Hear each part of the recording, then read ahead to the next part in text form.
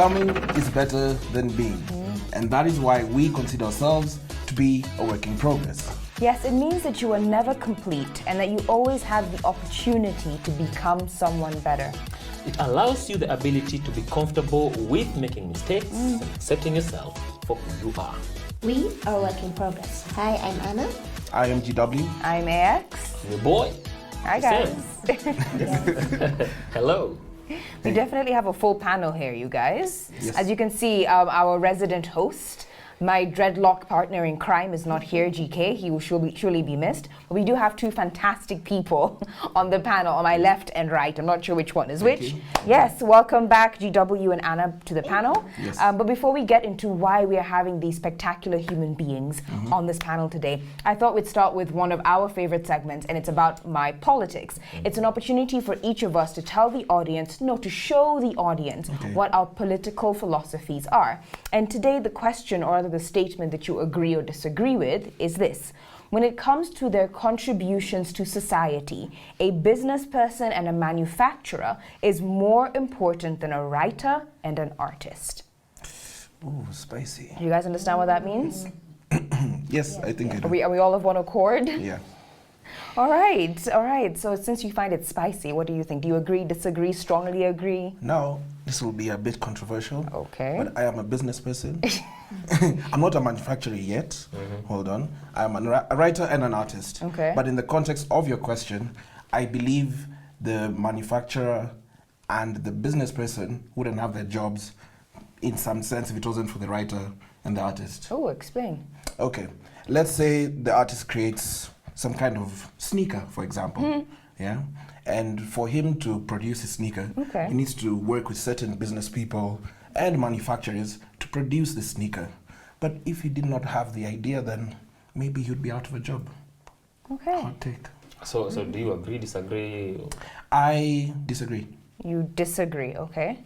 Chrisem, I feel like you are on the completely opposite end of this. Your silence is speaking volumes, and I'm quite worried. I'm really not sure which side of the divide I fall. But using your example, you're saying if the person didn't have the idea, then the business and the manufacturing will not exist. Sometimes you have the idea, but you don't have the manufacturer and the business side of it, right? So don't you think it's more symbiotic as opposed to one person needing the other that much? Can be. Can be. Yeah. So with that, I strongly agree. Wait. No, not strongly, but I agree. Wait, so you agree, even though you've just said... It's symbiotic. The way the question has been stated... The symbiosis aspect was me trying to erode his point. And the fact that he came to the symbiotic aspect, pushed me to the agreeing. Business people and manufacturers are slightly more important than artists and the other people. Can you give us an example? People who sell maembe or sukuma wiki, to me, are more important than people who sell art. I don't care about art, for example. Art is good, but I'm not an avid art lover, right? But I really care about the mama mboga at home. So to me, she's more important than the curator of the Mona Lisa and this other thing. So maybe it's from person to person. Let me put it that way. Okay. Yes. So before I ask a follow-up question, Anna, what do you think? Do you agree or disagree? I disagree. Okay. And I'll give an example of something maybe more closely related in terms of the manufacturer or the business person and the artist and the writer. If you look at the music industry, you have both. You have the actual musicians, so your singers, your actual songwriters, and then you have your label companies, your record companies, the big ones, Warner Bros, all these people. Those are your manufacturers and your business people. Would they have anything to push if they didn't have the art itself? After all, they go searching for the art to then go and sell. So in that sense, when you look at all of them together, who's more important? That's my point. It's symbiotic. It's symbiotic. Disagreeing with the statement because the statement is that the business person is more important. So I disagree because she said the writer and the artist is more. Okay, so yours is symbiotic. I also disagree with the statement because it's symbiosis. Like they all need each other, right? Without the worker, people wouldn't really do anything. We wouldn't have food on our tables. We wouldn't have this amazing technology. But without the artist, we wouldn't know that food could taste incredible. Without the artist, the iPhone wouldn't look the way that it does. Like I'm sure you guys have all heard the stories of how Steve Jobs like worked his team to the bone because the iPhone had to feel right. Design. Yeah, it wasn't even about functionality. It was about the way it felt in your hand. Like and that I think is more the work of an artist than the work of a business person. Well, the business side ensure that an iPhone got to every hand in the world, right? So for me, I look at the business aspect of things. An artist will create something as an individual here, but then the businessman will ensure that this thing spreads to everyone, the masses. YouTube right now, we are able to listen to a song from Australia and because a businessman started and thought, how can we make this thing, this product, marketable and available to everyone? Okay, so that leads me to ask my next follow-up question, please, right? Okay. Would you rather live in a world with no art or a world with no business? Take away the art. Take away the art. Is that even a question? Business. Take away the art. But without art, like how you, the feeling of art and the fact that artists communicate something deep about the human soul. Like, have you never been 13 and you just got dumped for the first time? I'm sorry, I'm getting really personal. You just got dumped for the first time. And like this music is just, it's like some slow Mario R&B that's getting you through it. A business person could not get me through a breakup, but Beyonce can. When you say business, are we talking about essential business? Like, see, we live in this world of today. There's some things that are very essential. And you can see that right now in the supply chain problem, the entire world is affected. If it's that essential, I'd rather you take away the art. It's going to be difficult, but I'll survive. Like, I will survive. She said it through her heart. I'll survive. It'll be hard, but I'll survive. So you're using an example of art to explain why you want to live in a world without art. How I could live in a world irony. without art. All right, George, Anna, what about you? Yeah, they can do without the business. Leave me without it. And Anna? I feel like that's a tough one suddenly. Because I'm thinking about, let's say with COVID, who are the people that actually brought us in? But I don't know because I'm also like, it was the artists that sort of helped people get through the pandemic. Yeah. So when businesses were failing, it was the artists that came through and did all kinds of things. The dances that got everyone moving.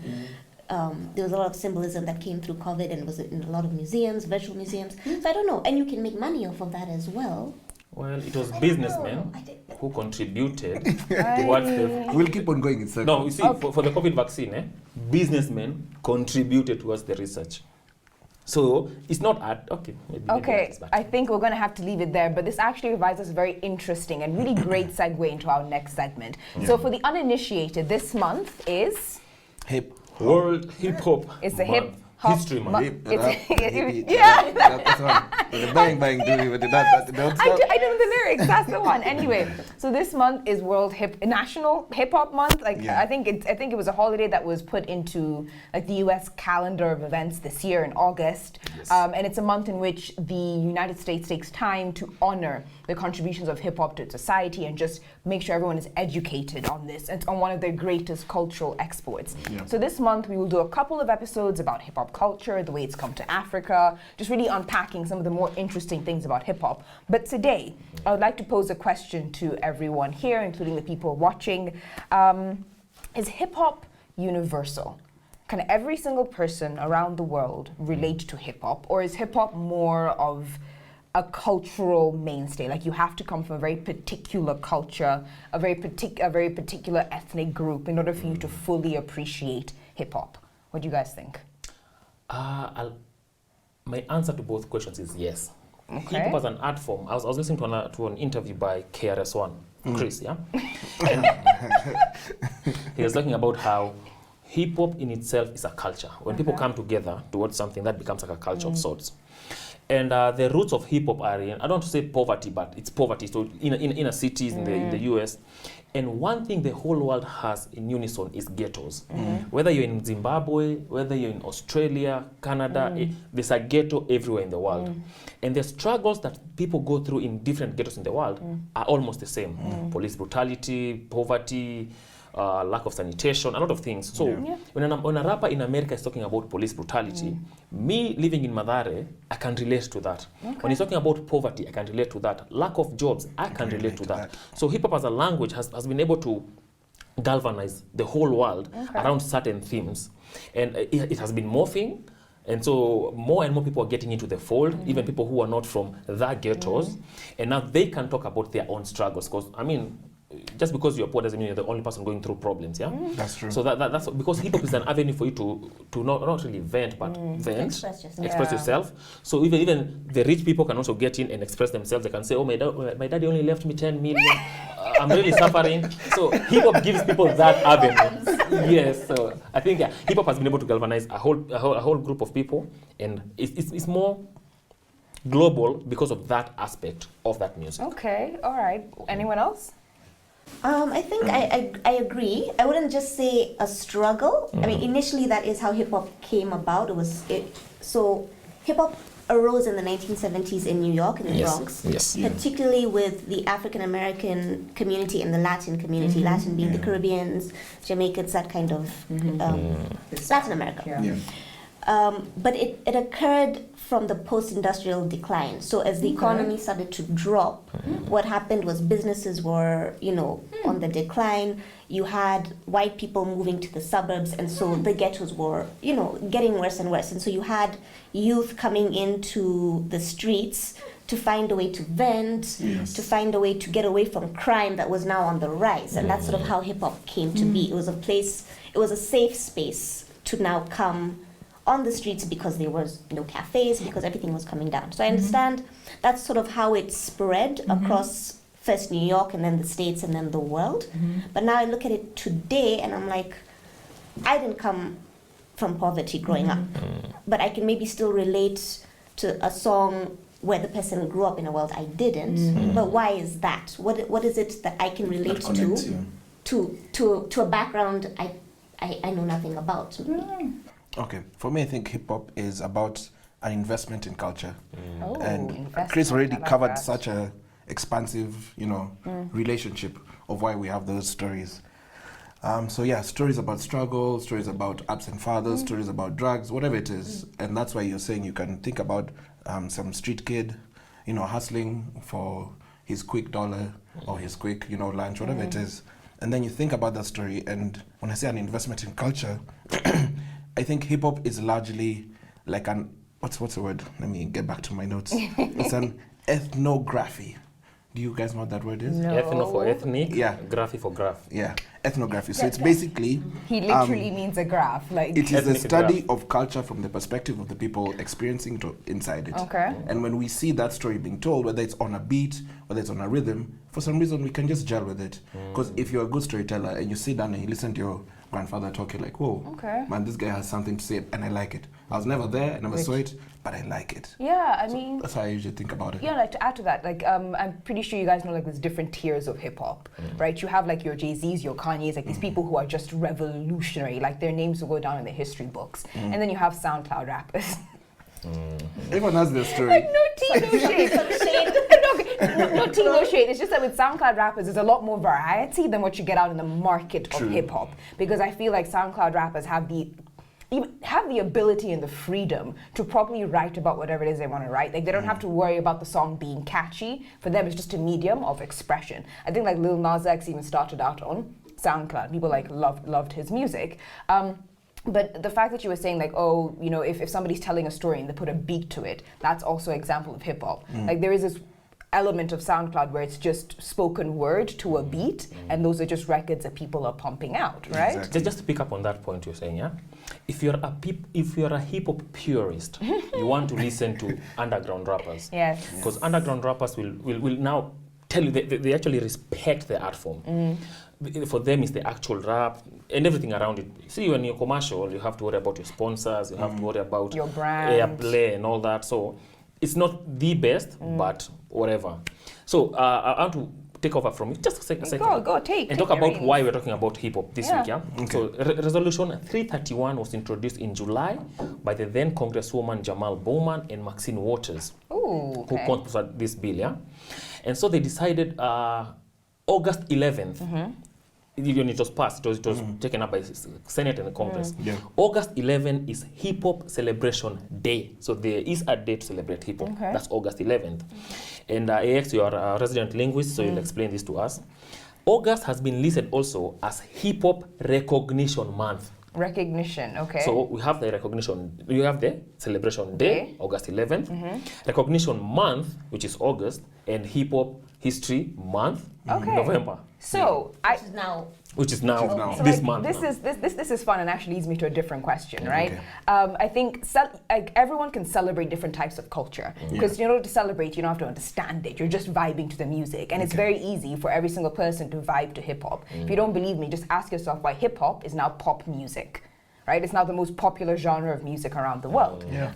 But then recognition, I think, goes a little bit more towards understanding why the music is the way that it is. It goes a little bit deeper into understanding the cultural background of hip hop and why it sounds the way that it does. Which leads me to my next question. I'm not going to phrase it in the best way, so forgive me for being on PC. Take it out. But should non-black people, i.e. white people, Asians, Koreans, etc., should they be allowed to use hip-hop as a way to express themselves? So it's the non-black person. Directed to you. Allow me. No shade. Yes. And also it's because hip hop is my favorite genre. You're not just saying it because you're invested. I'm invested, so if you take that away from me. I'll start off with this. First of all, and like I said earlier, yes, it was an African American thing. It was also a Latin thing. Those are also non-blacks. But hip hop is primarily, and I think this is where this argument comes in, the definition between cultural exchange and cultural appropriation. Cultural exchange is the sharing of cultures that enriches a culture. So I can learn something from someone else, take it and add value to it, or share it with someone else, and that's exchange. Versus maybe appropriation is taking it and making money off of it at the expense of that person. And hip-hop in its very roots is exchange, because hip-hop grew out of borrowing from people's cultures. I'll give you Wu-Tang as an example, because they are one of our kings of hip-hop.